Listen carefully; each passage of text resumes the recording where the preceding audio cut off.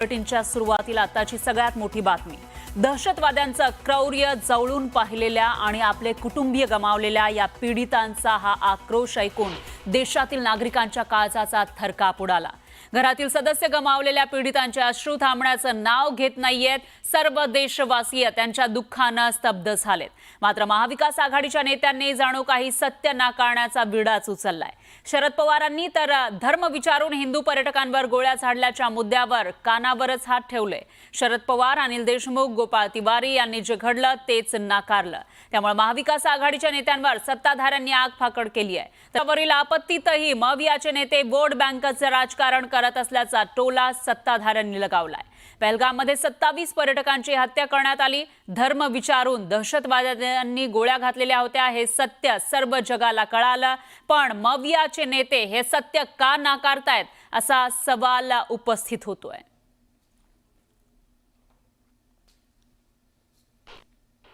आणि त्यांचा मित्र असा कोपऱ्यात बसला होता, त्याला बोलवून घेतलं। आजान पडताय क्या, बोलताय क्या कुछ? आम्ही त्याचा ऐकून पटापट टिकल्या काढून फेकल्या की आम्हाला मारायला नको म्हणून, आणि सगळे अल्लाह अकबर म्हणायला लागलो। जोर जोरात अल्लाहचा दावा करायला लागलो। तो गेला निघून, पण या दोघांना मारून टाकला। अजून एक आमच्या बरोबर होता, त्या तंबूच्या मागे बसलेला, त्याला पण मारलं।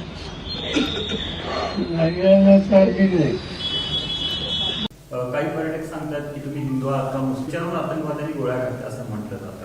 वेगळ्या दिशेने चाललंय हे सगळं असं म्हणतात, मला माहिती नाही ते काय याच्यात सत्य।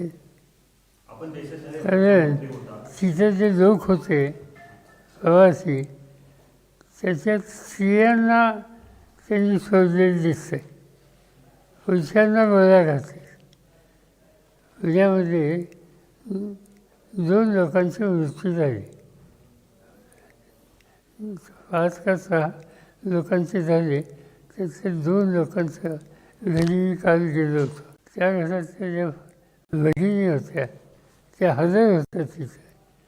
त्या मला सांगत होत्या की आम्हाला कुणाला त्यांनी हात लावला नाही, आमच्या पुरुषांना फक्त हात लावला।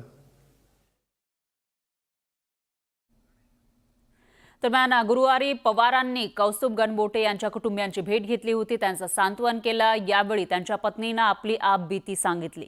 तर दुसरीकडे दहशतवाद्यांनी धर्म विचारून गोळ्या झाडल्याच्या प्रश्नावर पवारांनी कानावर हात ठेवल्याचं दिसून आलं। शरद पवार साहेब काय म्हणाले हे मी ऐकलं नाही, पण ज्यांचे आप्तेष्ट मारले गेले, जे स्वतः त्या ठिकाणी होते, ते काय म्हणाले हे मी ऐकलेलं आहे।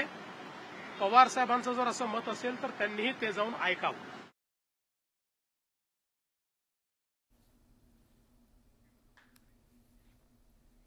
तर धर्म विचारून गोळ्या झाडल्या का या मुद्द्यावर अनिल देशमुख काय म्हणाले तेही बघूयात।